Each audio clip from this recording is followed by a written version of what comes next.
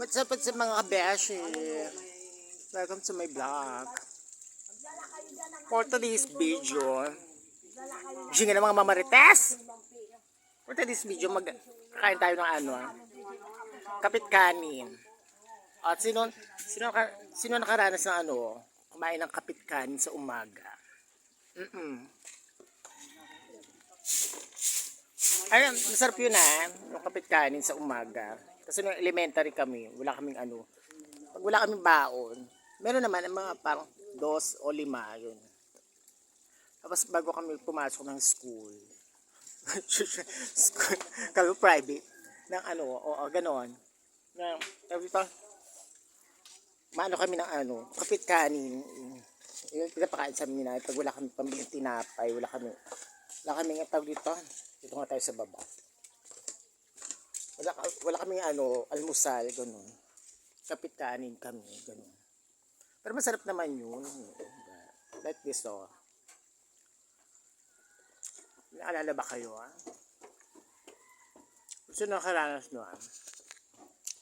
Shout out nga pala sa mga sa mga nakaranas ng kumain ng kapit kanin sa umaga. Ay, hindi masama yun kasi wala namang doon yung mga artiyan. Diba? O kapit kanin kasi yun kailangan pag pumasok ka sa school, dapat may laman yung mo, yung tiyan mo, para may laman din yung utak mo, diba? Sabi nga ng mga ng mga teachers natin, kumain mo tayo, mag-almusal tayo sa umaga para pag nagka-klase tayo, merong laman yung natin, diba? May energy tayo ba? Ganun. Alayo pa nga na nilalakad namin elementary kami. Kaya masuswerte nga yung mga estudyante ngayon, di ba? Katulad na ito, likod na ito, high school na, kunting lakad lang, kahit nga wala ka ng baon, basta makakain ko lang. Pero iba ngayon yung mga kabataan, di ba?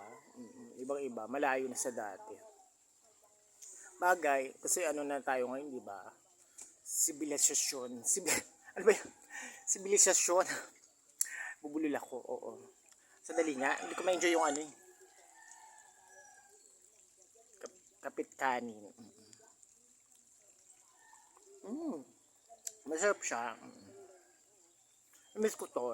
Pero ilang taon na ata hindi ko kumain yung ganito Oo, ilang taon na talaga. Parang nasa 10 years na ata ako hindi nakakain ng kapit kanin. Kaya maswerte pa rin yung mga kabataan nyo dahil hindi sila nakakaranas sa ganitong almusal, diba? Kapit kanin. Kung ano na dyan ang almusal nyo, huwag na kayo mag-inarte dahil maswerte kayo dahil nakakakain kayo, diba? Tama mali sa mga estudyante. Kaya kung may baon kayo, maswerte na kayo kung makabaon ka ng 50, diba? 100, 150, mga diba? Yung mga nakakaangat-angat Chinese. Kami nga 5 piso lang, minsan 12 pa nga. Tapos balikan namin parang 10 piso. Medyo na yun, magaan-gaan na yun. Alayo na nilalakad namin Tapos ang init-init pa. Pero yung nanay ko, siyempre may babait akong nanay. Talagang nahatiran talaga kami ng pagkain. Kahit katiri ka ng araw, sinusundo kami. Ganun. Nanay ko, oo. Walang kasing bait. Sobra. Mga nanay naman natin, hindi talaga tayo natitiis, di ba? Ayaw nila na nahihirapan tayo.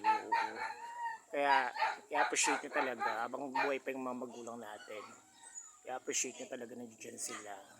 Bigyan nyo na yung best nyo, di ba? Kaya huwag nang mag-arti-artihan pag konti lang yung baon. Huwag nang mag-arti-arti dahil maraming yung ibang kabundukan pa, di ba? Nilalakad talaga nila, di ba? Para lang makapasok sila sa paaralan. Tapos kayo, arti-artihan pa kayo, arte nyo, charis. Tama naman, di ba? Huwag na mag-arti-artihan, di ba? Kung gusto talaga yung makatapos sa pag-aaral, huwag na kayong mag-inarte. Kung konti lang yung baon nyo, kung ganyan lang, huwag na kayong umarte. I-appreciate nyo naman, di ba? Siyempre, pinaghirapan naman magulang nyo, di ba? Huwag na mag-arti-artihan. Kung ganyan lang yung baon. Samantalang, iba wala nga baon balikan pa sila, layo-layo, bundok-bundok, injingin ng asa! Charis. Yun. Injingin ng asa. Yun. Kaya yung mga estudyante ng mga ay, bakasyon nga pala ngayon, dapat kakatapos ng mga Christmas party, Diba? Yung iba nga hindi nakakaranas ng Christmas party, diba? Oo. Kaya napakaswerte nyo dahil nakaranas ka ng Christmas party. Oo, diba? Mga art-artihan. Bagay moment nyo yan, diba? Kapag naman sa makabudukan ng kalayuan lugar, hindi sila nakaranas talaga ng Christmas party, diba? Kaya napakaswerte nyo, pinaranas sa inyo ng mamagulang nyo yung Christmas party na taga may bongkang pagkain, bongkang regalo, diba? Tama mali. O. Kaya pasalamatan yung mamagulang nyo habang nandiyan pa sila. I-appreciate nyo yung bawat moment kasi pag wala na sila, diba? Wala na, diba? Tapos magiging magulang din kayo, diba? Kaya huwag kayong sagot-sagot kung ano pa man. Sundin yung mga magulang nyo habang nandiyan pa sila, diba? Huwag kayong epal. Charis. Kaya yung ano sa mga magulang nyo, ang hirap-hirap ng mga pinagdadaanan nila bawat araw, diba? Kung paano kayo makakain sa araw-araw. Kaya kung mga palasagot dyan, diba? Ay, ako sumasagot din naman talaga ako. Pero dati yun, yung bata pa ako, syempre wala pa akong hindi ko pa alam yung buhay-buhay ng mga magulang.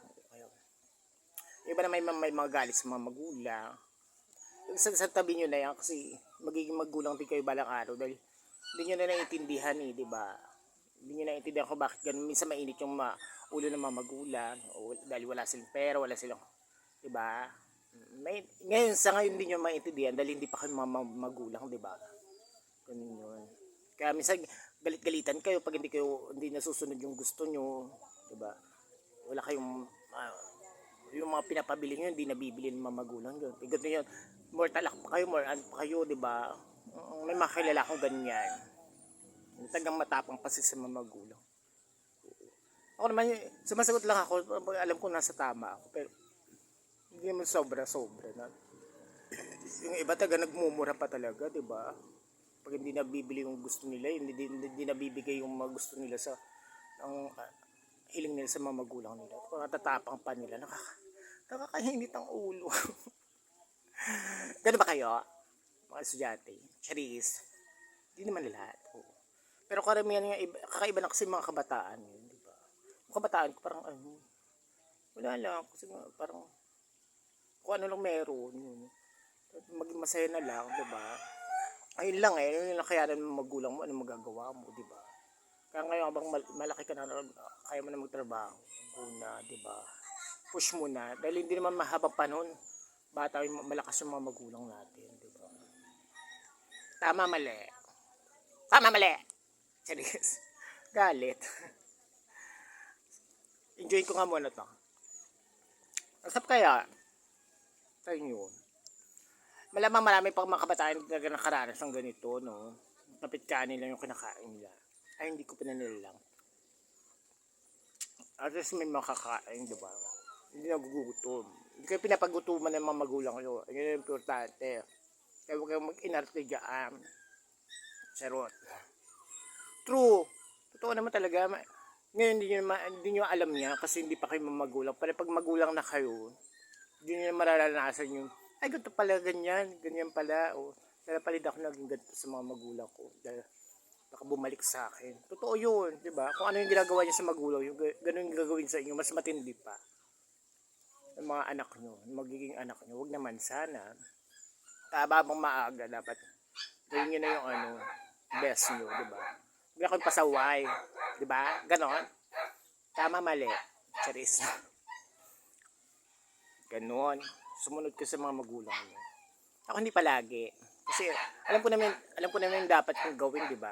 Dahil hindi naman ako bata na. Tingnan ko, wala na nga akong kilay. Ako nalaman. Ba't ganun pag nagkakaedad ka, parang wala ka na ng kilay. Pero nasa lahi kasi namin talagang wala ng parang malipis yung kilay. Di ba? Di ako nakapag-eyeliner. Nag-eyeliner lang naman ako pag nagtatrabaho ko. Siyempre sa salon ako nagtatrabaho. Kaya beautiful ka. Eh kung dito ka lang naman muna sa tama na lang muna. Bala na yan kung anong masasabi nila sa iyo. Di ba? Sa salon ka nagtatrabaho ganyan. Pesdak mo. Keber. Di ba? Yun lang yun. Di ba? Kaya sumunod bago sumuway. Ganon. Charis. Tama mali. Diba? Mga ganon. kayong pasaway. Mag-aral kayong mabuti, di ba? Dahil hindi lang para sa mga magulang nyo, para sa inyo din yan in the future. Para may maganda kayong kinabukasan, sabi nga ng mga magulang. Para may, yun na lang yung pamana sa inyo, di ba, ng inyong mga magulang. Ang tsingay ng aso. Kuda ng kuda. Charis. Ganun nga, di ba? Tama, di ba? Tama naman ako. May point naman ako. Hindi naman nagsasalita ako dito na tsingay ng aso. Mga ganun. Ang tsingay ng aso. Di ba? Tama, mali. At ito ko na natapusin ang aking mumunting vlog. Tama, mali. Mabush. Ay, shout out nga pala kila Sistret nalaglag ako. Shout out nga pala kila Sistret Boy Patatas. Kala sa mga ngatal boys. Ganon. Ngayon, namiss ko talaga itong kape. Kapit kanin. Diba? At kila Boss Rino ha, shout out. Baka naman. Populis naman. At kila kila sino ba yung kapatid niyo? Basta ganon. At ito ko na natatapusin to, di ba? Bago, pagkatapos na lahat ng talak ko, sana meron ka na natutunan. Ganon. Tama, mali. Talak. Talak ang bakla. Abang in-enjoy ko itong kape ha. Ay, pala, di ba? Tawag dito. May nagpupukok, sige. Next time na lang. Ulit. Tomorrow kayo mamaya, okay? Ay, sino ba yun? Kalimutan ko eh. Shout out kay Aaron. Babosh.